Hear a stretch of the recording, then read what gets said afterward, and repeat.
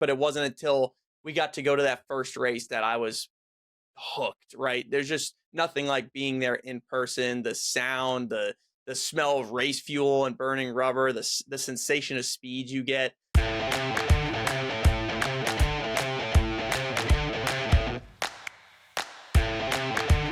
Hello and welcome to episode 10 of Mics Are Hot from Racing America. This is the beginning of season 2, and I am Alanis King. Alongside me is Monica Palumbo, who is absolutely wonderful, and we are so excited to launch this new season to bring you more insight and stories into our sport. We are super stoked. And, Alanis, I'm super excited to work with you on Mics Are Hot.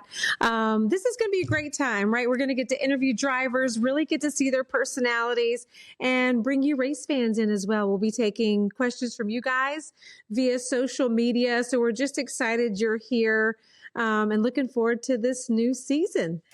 Oh my goodness. I am also so excited. And if you listen to season 1 of Mics Are Hot, you might realize we are not Caitlin Vinci and Heather Dubow. We are two other people. Caitlin and Heather are great, and they had a really, really good first season. They have some other projects to work on this year. So Caitlin actually called me and said, "Hey girl, you should do this." And I said, "Hey girl, awesome." So we are here.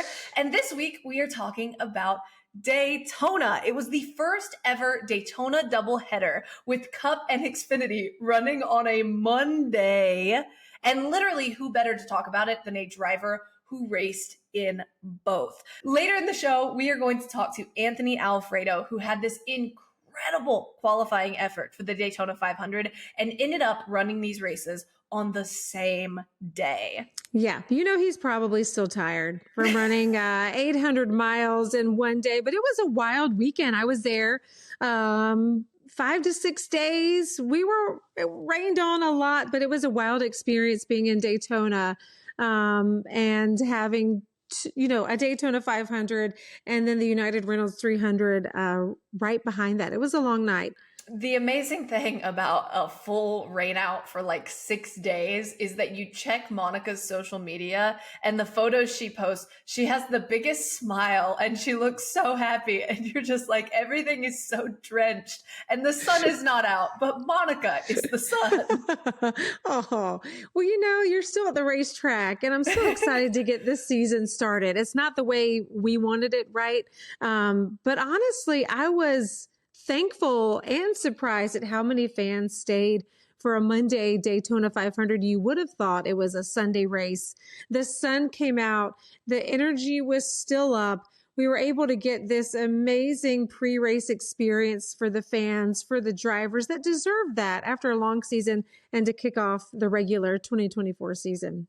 Oh, you are so right. And I think before we dive into the actual show, we should tell people who we are, because Who are we on a philosophical level? Who knows? Monica, tell me about yourself, please. Yeah, so I work in NASCAR. I've been in the sport for many, many, many years. I'm not going to tell you how many years because I might age myself. But this is my 18th season. But I am currently doing NASCAR TV. So I'm on the Jumbotron, bringing energy to the fans, entertaining the fans, facilitating Q&As with drivers, helping out wherever they need me at the racetrack. And I love it. I've been doing it forever. Oh my goodness. And me, I got into NASCAR completely by chance. When I was 13 years old, we got free tickets to a NASCAR race, and it was 2009. It was the recession. And my mom said, if we're going to do anything fun this year, we're going to do this because it's free. And I was like, that sounds awful. I don't want to do that. And she said, too bad. And we went to Texas Motor Speedway, and it was the most amazing thing I had ever seen in my life. I had never seen a structure, an architectural structure that big in my life. Because when you think about it, everything is bigger in Texas. You're out of Texas, right? Literally, yes. Everything is bigger in Texas. And this is a 1.5 mile long track. And you have all of these structures, these suites and apartment complexes around this track. I had never seen anything like it. And then we go in and the race starts and these cars go by. You have 43 cars going by. The sound of it, the shaking of the grandstands, the fact that you are so high in the air, it feels like you can see the end of the earth. I was watching it and I was like, I don't know what's going on, but that's what I'm going to do with my life. And so we're sitting in the stands and I go, yeah, this is what I'm going to do. I did not miss a NASCAR National Series race after that. I watched every truck, Xfinity, then it was the Nationwide Series and Cup race from that point forward, which there are like 100 of those a year. Yeah. And I just fully committed and learned everything I possibly could. And I saw this woman named Monica Palumbo. And I thought, I want to do that. And I think I will just follow in the footsteps of Monica. And you here are I am. so funny. You are so funny. So I'm you not did. kidding. I'm not flattering you. I'm being completely honest. You had that moment of, because most people, when you ask them, what do you want to do with your life? There's not one moment, but you had that moment when you went to the track. And I'm telling you, once you go to your first NASCAR race, it's in your blood. And people always ask me, you're still in NASCAR? And I'm thinking, I love it. The people have become like family. You work with them, you travel with them, you have dinner with them. They know my family. They're like family to me. And I just love the sport. I'm born and raised in Charlotte, North Carolina. NASCAR has been there, of course, Daytona and Charlotte, but it's in my blood and I just enjoy it tremendously. I always think it's so interesting when people say, that's amazing that you knew what you wanted to be.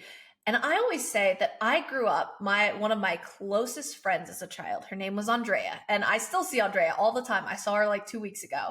And she knew what she wanted to be her entire life, right? And so she always made me feel like I hadn't figured it out. So we're in second grade and she goes, how do you not know what you want to do with your life? How do you not know that?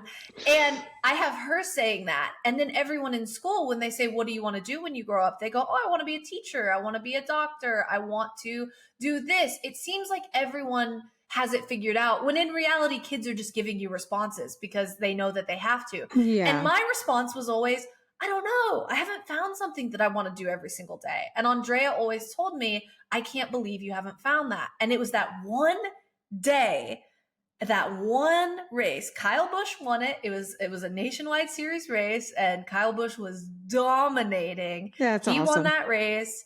And that was the day I decided to do this. Well, forever. We're so excited that you have joined us. And I'm sure a lot of people who are watching the Daytona 500 live on Monday decided they want to work in NASCAR too. And you have The Rock giving the command. I mean, it's a star-studded event. It's the Super Bowl of NASCAR, right? You know how DJ Khaled, Pitbull, The Rock, other celebrities were in the house.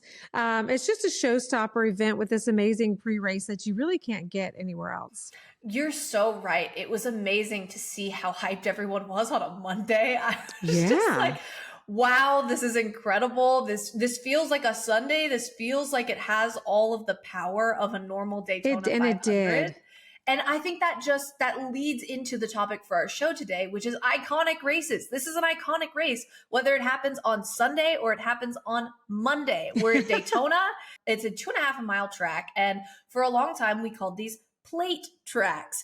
Technically now they're just super speedways. They're not plate tracks anymore, but this is a super speedway race. And often what you have at super speedway race is giant packs drafting with each other. And because all these cars are so close together, it often ends in a big one, the wreck, where everyone just...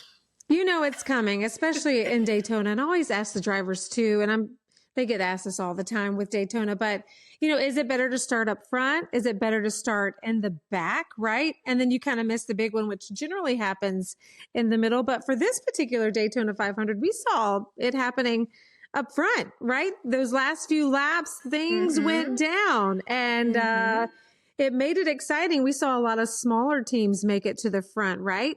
Corey LaJoie, he finished 4th, I believe. AJ Allmendinger led a few laps. It was an exciting race.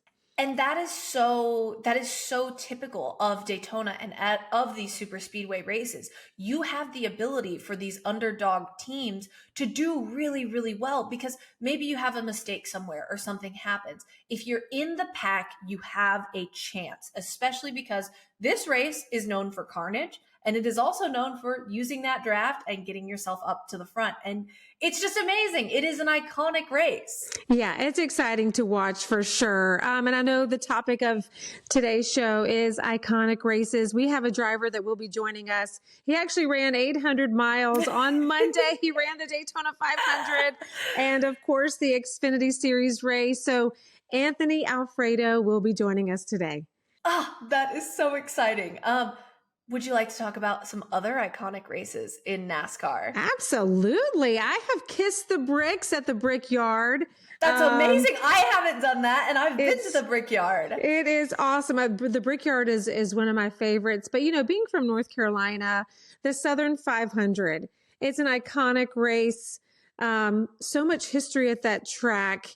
And, of course, the Coca-Cola 600 out at Charlotte Motor Speedway. They do this enormous pre-race tribute to the armed forces that gives me chills every single year. Not only is the pre-race and the fan experience unlike any other, but the racing is phenomenal there at Charlotte. So those are, of course, the Daytona 500, iconic race. I have still yet to see a Daytona 500 in person, and we got to get you there. I've got to get there, but we have the next best thing today, which is Anthony Alfredo, the king of the Daytona 800. You gotta say it like this, Anthony Alfredo. And now we are joined by Anthony Alfredo, who drives the number 5 Al Motorsports car in the Xfinity Series, and you were in the 62 car for Beard Motorsports for the Daytona 500. And first, we got to ask you, how are you? Did you get any rest? Are you good? Yeah, I'm great. I had an awesome time at Daytona. There's a lot of accomplishments this past weekend, and not the end results we wanted really in either racing, just product of typical super speedway racing. But we had super fast Chevrolet Camaros in both races, so obviously the schedule was crazy. Having both the races in one day, it was supposed to be the Xfinity race first. I got to the track, they changed their mind, weather wasn't looking good. So we raced after the Daytona 500. So I strapped into my Death Wish coffee number 62 first and pretty much accomplished what we went there to do. We wanted to be there at the end to have a shot at it. You got to have all the fenders on it with a few laps to go, and then it's go time. So there was that 23 car pile up with 4 to go, and I almost sneaked by it. I was so close. I just went all the way to the apron, and right when I thought to myself, no way, I just missed that, I didn't. The 43 came flying down and just bodied me. But we were able to get some repairs done just so we could finish a race. But obviously didn't get to be where we should have. I think if I cleared that wreck, we would have restarted like 6th or 7th, which would have been amazing. Who knows what could have been. But I quickly had a little wardrobe change into my Dude Wipes number 5 for the Xfinity race. And we were super fast there. Drove up into the top 5, 4th in the first stage. And then we had to go to the back after pit road and got run into from behind. So we had to replace the rear bumper and went a couple laps down doing that. So we didn't get to show or get the result there, regarding the speed we showed in the first stage. But like I said, that's Daytona for you. And it's always a love-hate relationship. It is, yeah. There's always some action happening down there in Daytona. So I know you probably loaded up on some Death Wish coffee before the Xfinity Series race, but I have to rewind and go back to Wednesday night with qualifying, and you got in on speed, the fastest non-chartered entry. And, you were blasted all over social media and everything, just jaw-dropping reaction, hugging Brendan Gaughan. What was that moment like for you? Clearly, we saw the emotion afterwards, how exciting it was for you making the Daytona 500 for your second time.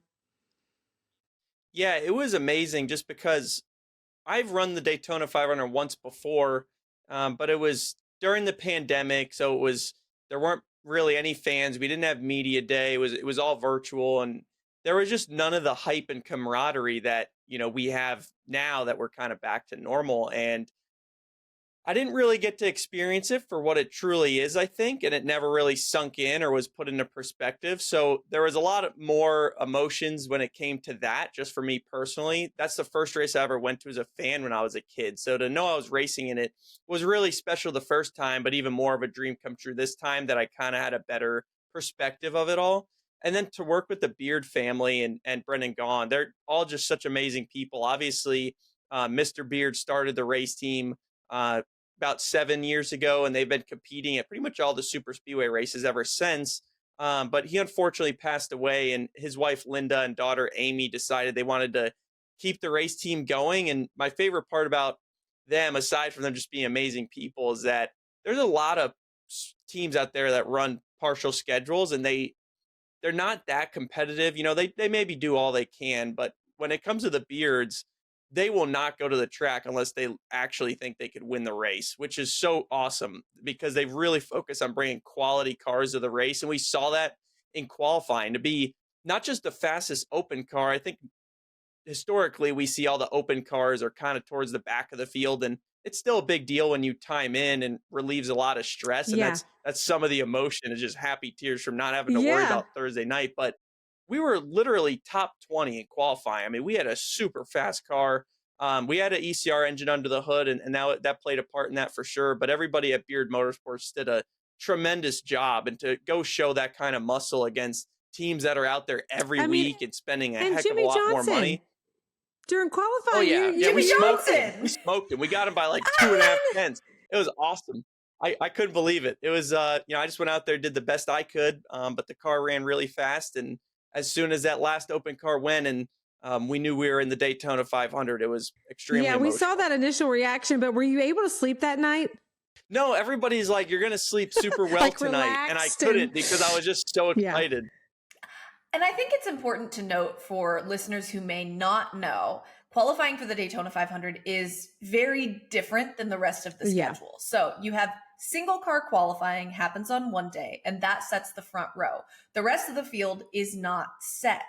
But you also set two of the open cars, which are not locked into the race. Then you lock in a couple of other people during what we call the qualifying races, which is duel 1 and duel 2. You have half the field in duel 1, half the field in duel 2.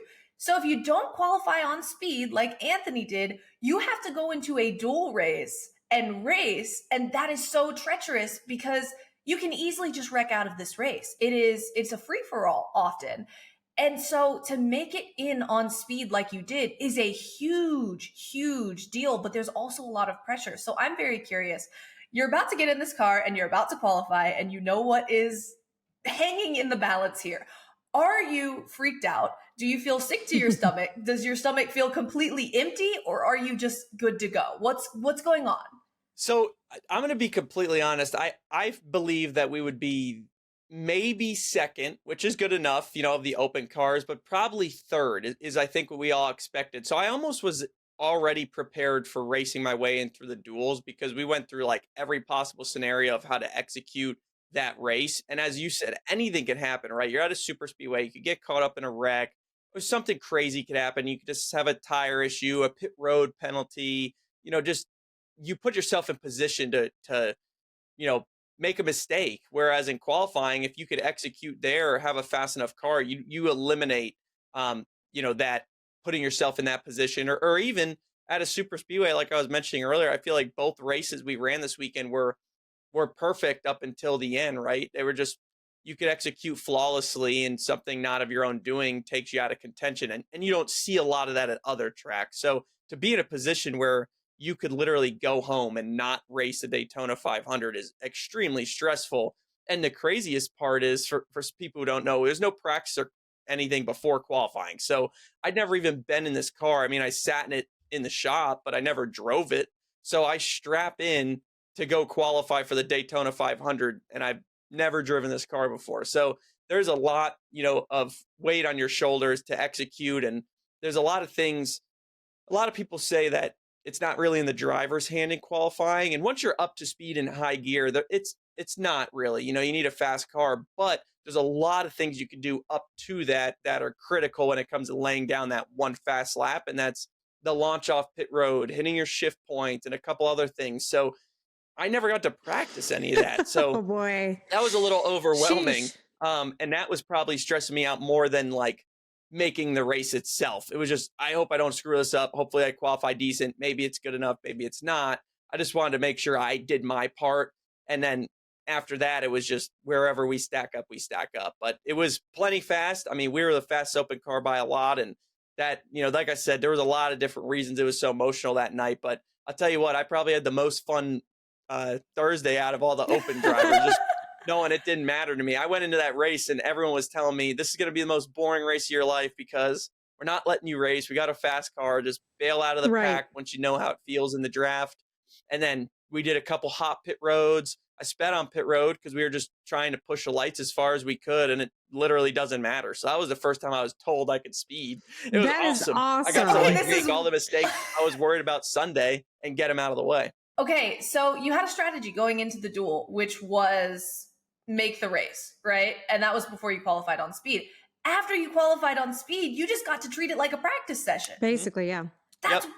wild. Yeah, so we didn't Wow. even practice on Friday. Saturday obviously got rained out, but we didn't plan on doing any practice either because we just used the duel as a practice session, worked on pit road and a couple other little things. So Yeah, well, let's switch gears to the Daytona 500. You know, it's the biggest race of the year, the Super Bowl race, right? In NASCAR terms. When you look at other sports, right, the Super Bowl is at the end of the season. NASCAR, we kick it off with the biggest race of the year. And this was your second Daytona 500. But what is it like from your perspective out there? I know from a fan's perspective too, with all the action and the hoopla and the energy that surrounds it. But what is it like for you and to actually be racing in a Daytona 500? it just goes back to that feeling I mentioned earlier, knowing that I went there as a kid and could only have dreamed of competing in that race, and to have a second opportunity at it, but potentially my best opportunity. I mean, that was probably the most competitive Cup Series car I've ever had, in general, let alone at a super speedway. And to know I had a shot, especially after the raw speed we showed in qualifying, just had me that much more excited. And as I mentioned earlier, during the pandemic, the stands were practically empty and we didn't really get to see people in the garage or in the pits. So I really tried to soak it all in. And obviously, I was focused on the job I had to do behind the wheel, but I did want to just take a minute every once in a while and look up into the And wasn't stands, it into the different? crowd before I got into the car. It was a totally different atmosphere, just a lot more energy, obviously, from the fans, but there was a lot of people too who were pulling for us, which is really cool. I know Beard Motorsports has a lot of fans. A lot of people look forward to watching them compete at the super speedways. And I think us together gained a lot of new fans because it was kind of an underdog story to not just time in over some big names, but like I said, be as competitive as we were, when we were stacked up against the entire field. So it was incredible. Just met so many awesome people, said hello and signed autographs and took pictures. And then when went to driver intros and before I got into the car, and even when I got out of the car, I tried to really soak it in. And you just never know when it's going to be the last one. And I wanted to make the most of the opportunity, and I can say Were I you did. able, so you were able to take that in, pre-race when all the drivers are introduced on stage and you have the Harley J. Earl trophy, in eyesight right there as you walk by. And how was that moment like for you to look out? And it was slammed. You would have thought it was a Sunday race, even though it was moved to Monday. It was amazing. Yeah, it was an incredible experience. Just knowing how many fans stayed was one of the coolest parts. Super thankful for NASCAR fans. We've got the best fans in sports, hands down. No argument. And I did not expect that many people to still be there on a Monday. So that was really awesome. I understand people have other duties and work and whatever it may be, but it was packed. So that was amazing in itself. And then I got to do it all over again in the Xfinity Yeah. race afterwards. So I like I said, I got out and I tried to soak it in, but then everyone's like, you're strapping in 30 minutes. You I'm like, gotta oh shoot, go. I gotta run. Oh, It was a little bit of a rush there, but the Daytona 500 was Yeah. awesome. I'm not gonna lie, I had to take some Benadryl because my allergies were so bad, and I was so sleepy at the end of the Daytona 500 that I took a 30-minute nap before the Xfinity race, and you were in both races, and you did not have nap time. No. Oh my goodness. I took a little nap. I had an alarm set, and y'all were rolling when I He woke was back up, and I was he like, was here we running on go. adrenaline.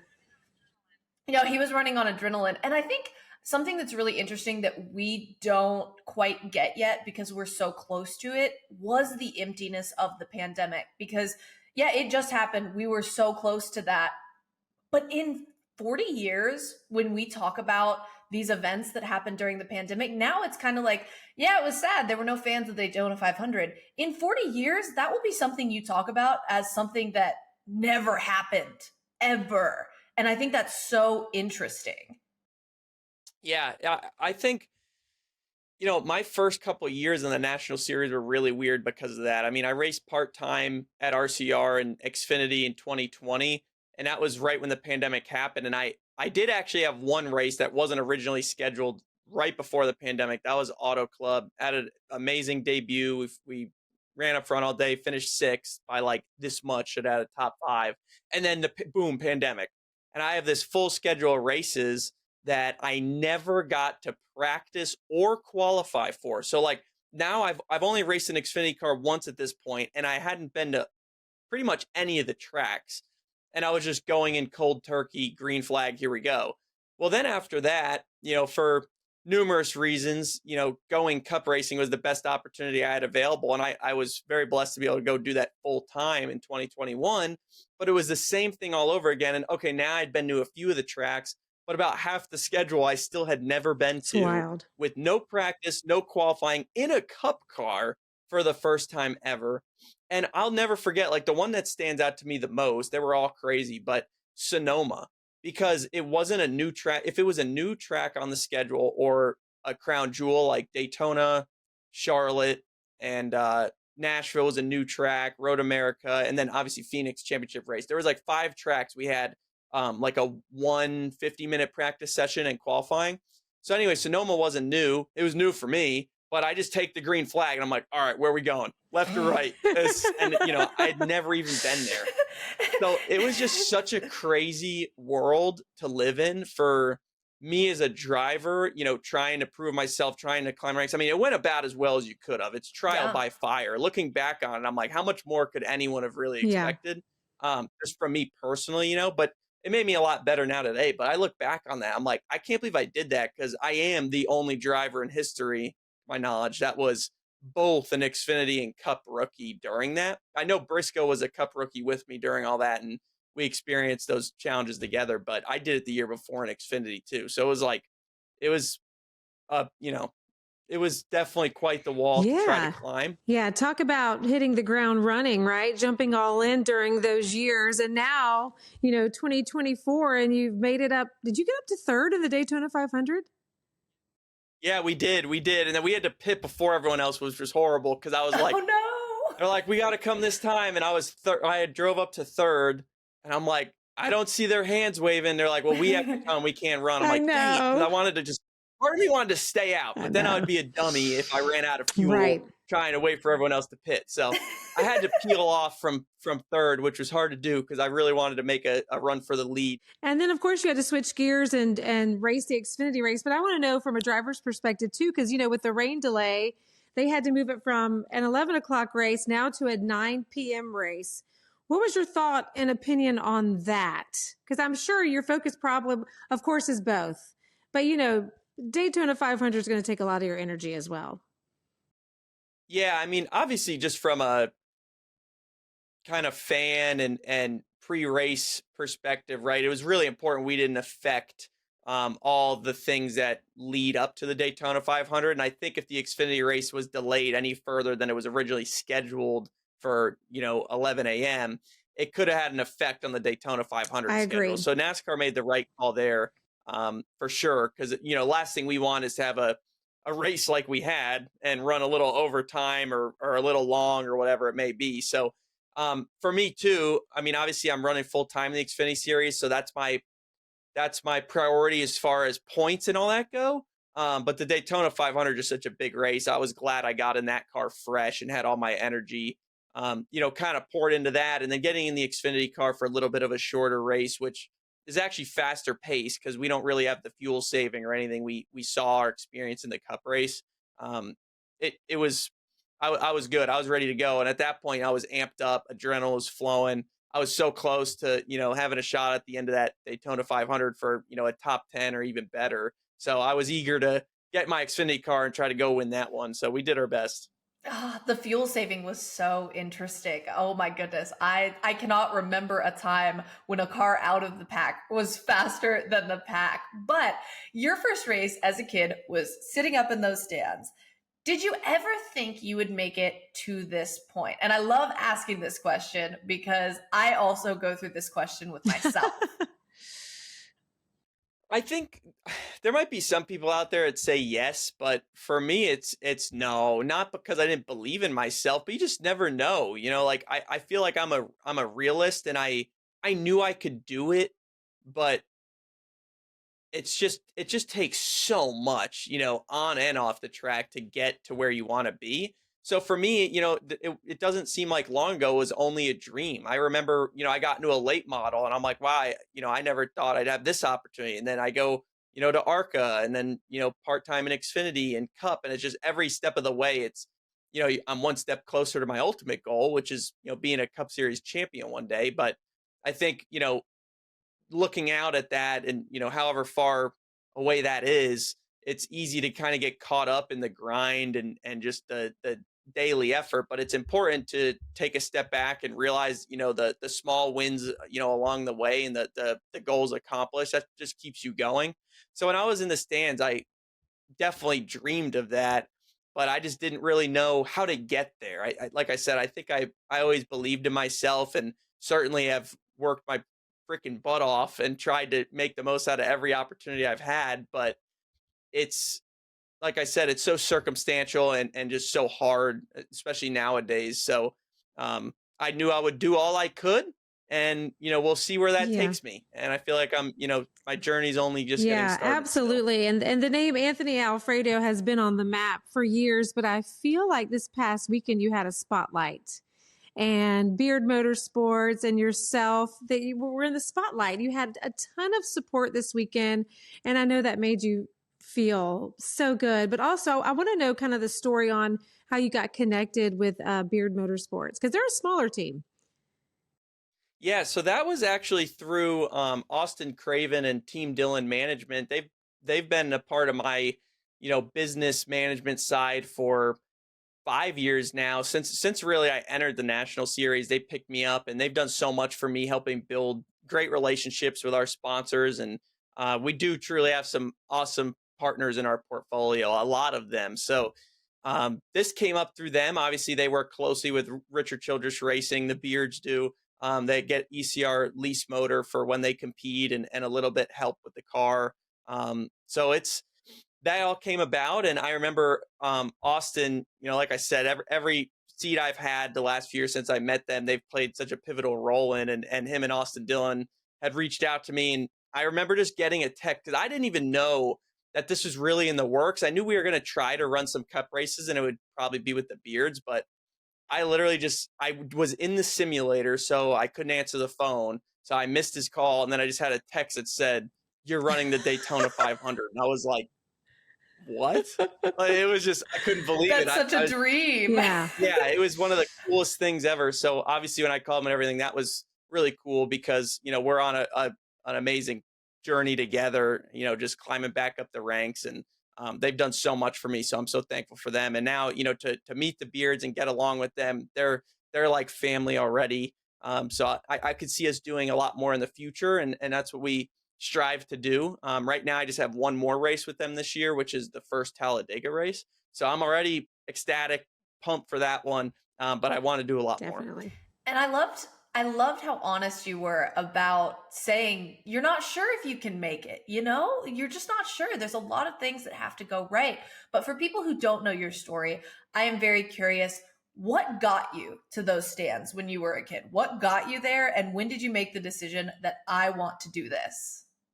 So just to get to those stands was because I was a big race fan, and that started with my mom and dad. They were going to races long before I was born. I kind of latched onto it, just because they always had it on at home, and watching it on TV was still definitely interesting to me and exciting. But it wasn't until we got to go to that first race that I was hooked, right? There's just nothing like being there in person, the sound, the smell of race fuel and burning rubber, the sensation of speed you get.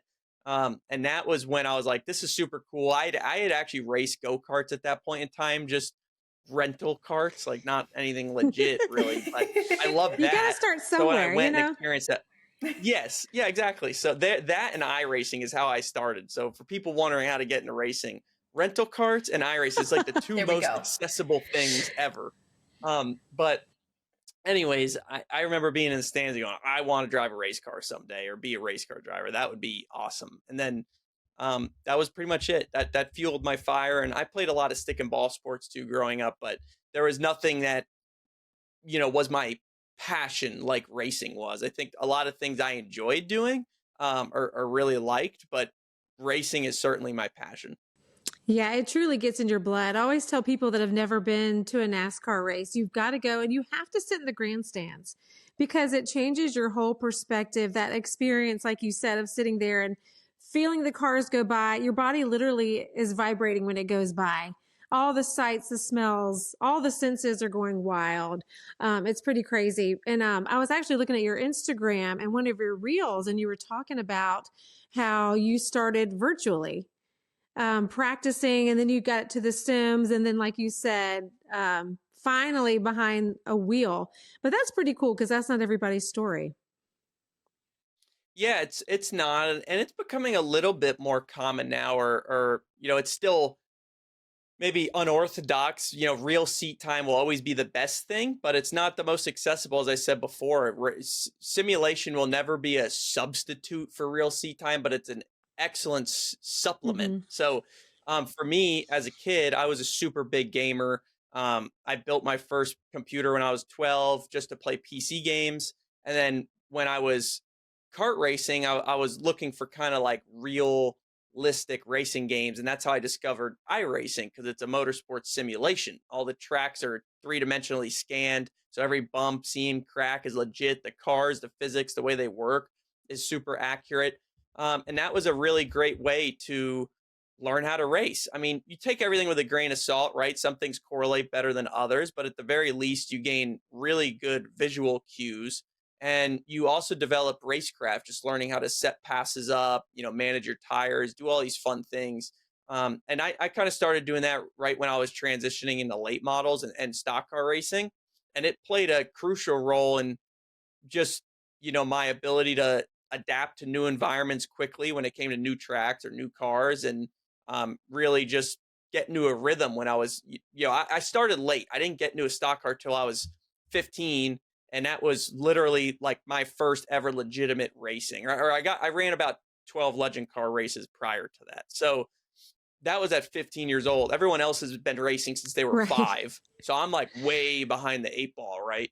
So, being able to get down on the sim rig whenever I wanted at home to burn laps was a perfect way to expedite that learning process and somewhat catch up. And then once I got to the National Series with the pandemic and everything we spoke about earlier, that was the only thing I had to try to learn these cars and tracks. So it's kind of cool to see that come full circle from starting my career, but also becoming a National Series driver. Totally. It's huge. I love the fact that National Series drivers are on iRacing, if only for the fact that every single time my husband gets a chance, he tells people that he beat Kyle Busch at Daytona once. We had a whole conversation on vacation one time where we ranked the best NASCAR drivers of all time. And I realized 2 hours into this conversation that the only reason he started this conversation was so that he could put himself ahead of Kyle Busch because of the iRacing finish. And I was like, hun, what are we doing? But you are big on iRacing, and you're also big online, which is really cool. You have Twitch, you're online streaming. How often are you able to do that? And what is the connection you get with people when you do that? So unfortunately, the last 2 years, I've gotten a weekday job that I absolutely love, but it takes up a lot of my time from sim racing at home and doing more live streaming, because especially during the pandemic, I streamed a lot. Like I considered myself full-time content creator, influencer, whatever it is. It was actually really fun. I was streaming iRacing like probably on average 8 hours a day. Like 5 to 8 was always my goal, but it was a full-time deal. Like I had a couple days I did 10 to 12 hours. So word. it was just really fun. There was nothing else to do. I would get up, work out in the morning, and I would just stream all day. And it was a good way to keep my senses, just kind of sharp and stay fresh on the sim, but also just have fun with the community, race people from around the world or NASCAR fans, do some hosted events, race online, and just had a couple fun series. And that's when I got bigger into the YouTube and Twitch content, as you mentioned. So I still stream occasionally or like any big events I could run, but Unfortunately, I don't have as much time as I used to. There is very good reason for that. But yeah, during the week in between races, aside from my own racing program, I am very busy with some other obligations. That's great. I was going to say cooking. You know, Anthony Alfredo. We might have some cooking shows coming up. I don't know. Occasionally, yeah, I do have those. Those go on my Instagram and stuff, so you could look for that. Before you came on, Monica said Alfredo with the longest rolled F and R I have ever heard in my life. It was like Alfredo, like it was. She was going. You know, it's with a little it. bit of Spanish and Italian mixed together. I'm Italian, so I'm allowed to say that. I think my last name is Palumbo, so you know.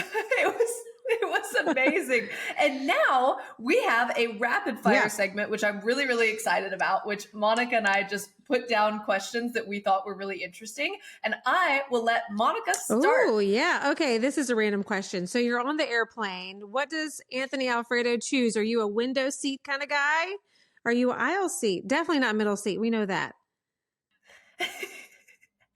I would say probably aisle if I'm flying with my wife. Okay. She can have the window. What a gentleman. If I'm by myself, if I'm by myself, I'll take the window. Oh my goodness, we're like that too. We do the aisle in the window. Yeah, that's okay. So this question requires a little bit of explanation, but I'm going to explain after you choose. So you have to eliminate 2 of these items from your diet for the rest of your life: bread, cheese, or your favorite dessert. You keep one. Do you keep bread, cheese, or your favorite dessert? I only keep one. You only keep one. Bread, cheese, favorite dessert. I'd keep bread. Oh, okay. Because I don't really eat a lot of dessert, even like my favorite. So that's easy. Cheese, I think I get rid of cheese, but like if you're talking about, if bread means like all carbs, then like I need my pasta. So there we go. That is such a good answer. So my theory behind this, which I told Monica before we started, was if you pick your favorite dessert, you're impulsive, which Monica and I are. We pick dessert. If you pick bread, you are practical. And if you pick cheese, you are indulgent because you like all of the fancy levels of cheese and stuff. So you fancy if you like cheese.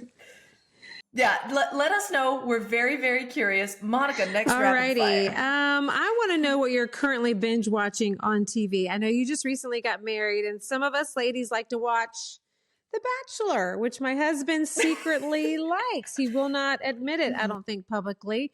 But is there anything that you're binge watching that we might be surprised about? Right now, we're binge watching Peaky Blinders. Okay. I haven't heard of that one yet. Okay. I'm big, mobster kind of like mafia movie guy.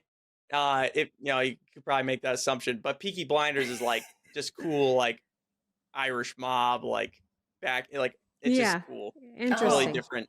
Okay. Different Deal. Do you prefer going on vacation to the beach or in the snow? I would just say beach, probably. So you're a relaxer, because I feel like snow vacation people are like high energy. They always want to like do sports and stuff. Yeah, they're always like skiing and stuff. Nah, I want to sit on the beach and not be bothered. Yeah, I was super big into snowboarding growing up, and I love that. And I don't get to go very much at all anymore, just because our season's so long, and then the off season there's just all kinds of stuff going on. So I would say like a beach vacation, like you said, that's when you could relax more. And if I was only going to have one vacation a year or less than that, for that matter, I'll take the beach. Well deserved relaxation for sure. Okay, this is my last rapid fire. You're at a red light. There's a car in front of you. The light turns green. The car does not go in front of you. What do? Are you like me, where I give them a little boop boop? Do you lay on the horn? Are you patient and just kind of wait for him to go? I think there's like a 2-second grace period before the horn gets bumped. So like I won't lay on it, but there's a little beep in there if they don't go like within a few seconds. I was born in New York. I grew up in Connecticut. Same, they all drive the same up there. It's like the instant that light turns green, you're getting beeped at. So it's like when I moved here, I had a culture shock, and I'm like, okay, this is a slower pace of life I need to get used to. And Emily always jokes with me, my wife, she's from North Carolina, and she's like, I've never used my horn in my life. And I'm like, in your life, I'm like, that's how we communicate. Right. That's how you up north. Like you're using your horn a lot. Okay. That's so funny though, because I live in Texas. Things are slower. If the person in front of me doesn't go, I will wait the whole light period. I don't want to bother you. I'll just sit there. I'm a Oh North my Carolinian, gosh. but I don't know if it's the Italian in me, but I'm heavy-handed too. But I'm trying to like do a polite honk, but it always comes across like, Yeah. you know, it's not kind. This is so funny because Monica seems like a little like a boop boop person, and Anthony seems like a okay, 2 seconds, then bam kind of Yeah. person. Like if it was me and I got a little boop boop, I'd be like, oh, sorry, go ahead. But if someone laid on it, then I would probably sit there until the light turned red again, just to make them mad. And see, I will just let them sit there. I'll just be like, okay, I mean, whatever you So want to do. you're the nice one, Alanis. The nice one. I'm the nice one. People think I'm like really intense, and I'm actually not intense at all. That's me. But we have a couple of long questions left, literally like 3, and I will let Monica start. Oh, okay. We have to talk about your social media branding. It looks like you have so much fun with this, and especially with this, given name, Anthony Alfredo. It just rolls off your tongue.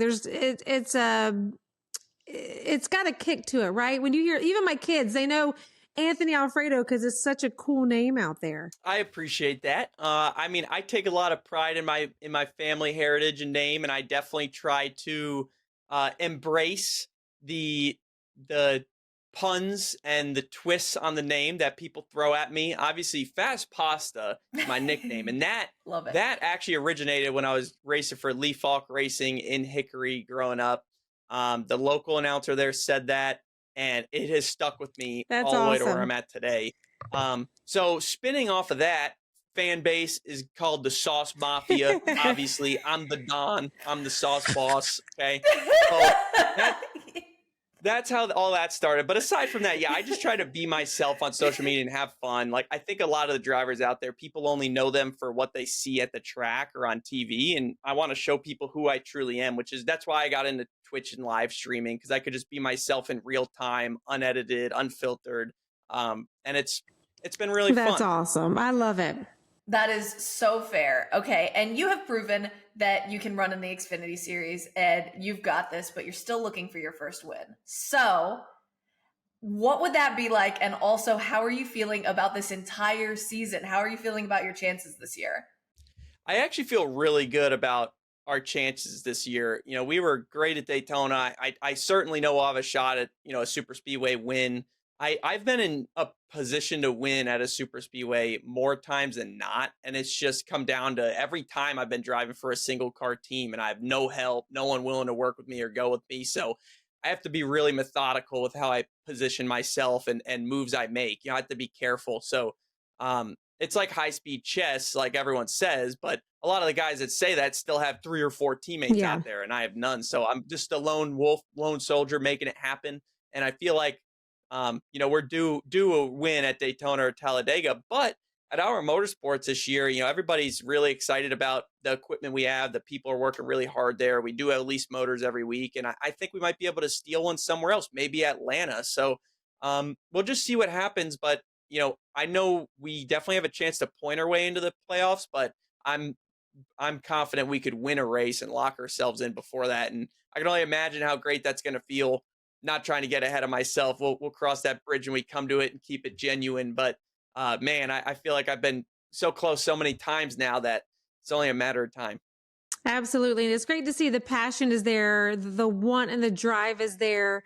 The theme of our show today is iconic races, right? The Daytona 500 is an iconic, prestigious crown jewel race. I want to know from you, what are some of the iconic races that you would like to win or that you attend and get to race?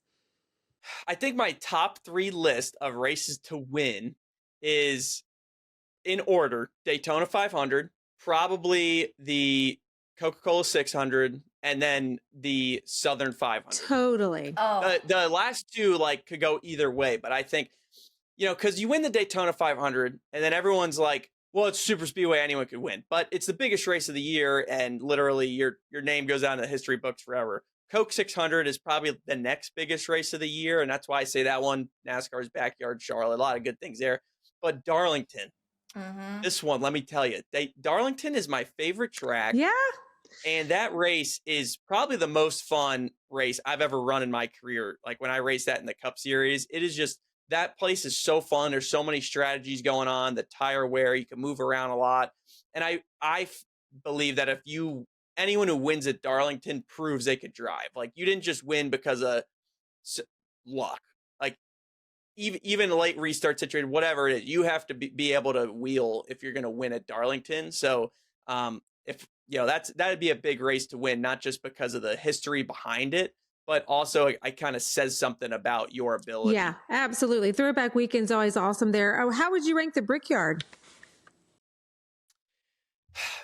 All right, yeah, I forgot we actually raced that again. Yeah, we're going back. That's back. So now that it's back, that's up there on the list because, see, I thought it was gone forever. The road course did not count, as my opinion. That was not the Brickyard 400 for me.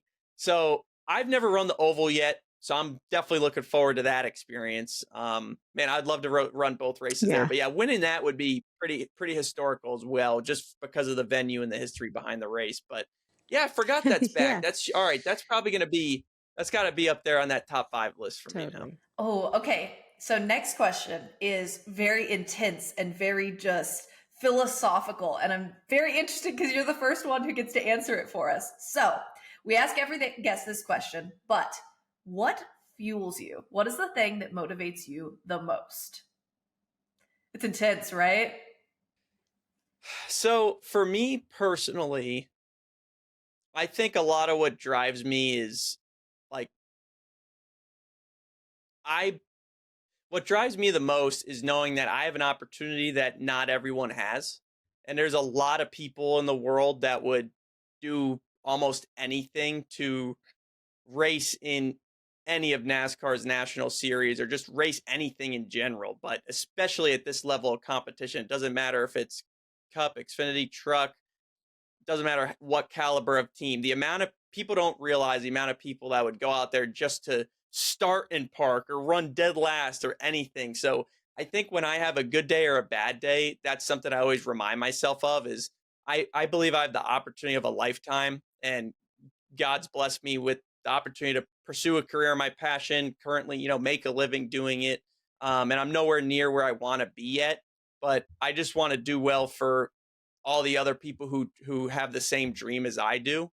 Even if they want to just pursue something else in life, I think it's important. Nobody gives up and they keep pushing every day. So I think that kind of goes back to my social media, my branding. I try to share a lot more than others do, behind the scenes and at the track, just because I want to share the journey with people, because I wouldn't be here without them. But I also feel like I'm, very fortunate. Yeah. Oh, that's amazing. Yeah. What a good answer. Because I know some people will just be like, winning. The feeling of winning is why I do this. And it's like, like we're all here to win, but it's deeper than that for me. Like we talked about earlier, I never really imagined I'd be here. And I know what that feeling's like to be in the stands and only think that this is a dream. So I want to make the most of it. And having that mindset too, Anthony, will keep the longevity in the sport for you. So I know that you probably need to rest up. You've had a busy weekend and 800 miles on a Monday night. But we want to thank you so much for your time, for hanging out with us on Mics Are Hot today. Is there anything you would like to plug before you leave? Just go follow me on social media. Anthony Alfredo, just my name. It's all verified, except for Twitter, because they put that up for me on X. We're not verified anymore. Not paying for that. But anyways, just follow me so we could keep in touch. I love responding to comments and DMs and everything. So hopefully everybody enjoyed the thank you so You're the much. best. We Thank appreciate you. That was so good. I absolutely loved talking to Anthony and just learning more about him. Yeah, he gave us great insight to the weekend and what his hopes are for his career. So we're so appreciative of him joining and, off to the next race. Oh my goodness, we have Atlanta, and I don't think you're going to be there. I will not be there. I actually have this weekend off. I normally go to Auto Club. They switched up the schedules this year, but I will definitely be tuning in. What about you? What are you doing this weekend? I will also be tuning in. I have this period of my life called the NASCAR off season where I'm just very sad every weekend. And then the Daytona 500 happens and I'm back to normal. So Yeah. I have something to do every single weekend now. And I'm so excited. I love when NASCAR season starts. It makes me so happy. The off season, everybody was, rested, well rested. We kicked it off with the Clash. The nerves are out of the way for the Daytona 500 and on to Atlanta where they can relax in their seat a little bit. A second drafting track in a row. How interesting. What an interesting way to open the season. And I am so stoked for it. It's going to be so much fun. This was wonderful. Monica is wonderful. I am absolutely thrilled that I get to spend time with her now all the time. We will be here every other week, which is so exciting. We will have great guests all the time. And before those guests come on, Monica and I will post on our own social media to ask y'all if you want to ask them any fan questions. So make sure to follow us online. I'm Alanis in King, and Monica, I think you're just Monica Palumbo, aren't you? I am, Alanis. I'm so excited to be working with you. And like you said, this is, we want the fans to be interactive. So please submit questions. We'll put it on our socials. And we greatly appreciate you hanging out with us, joining us on our first ever Mics Are Hot. Thank you. Yay! Y'all have a wonderful weekend, and we will talk to you so soon. Thank you for listening. Bye. Adios.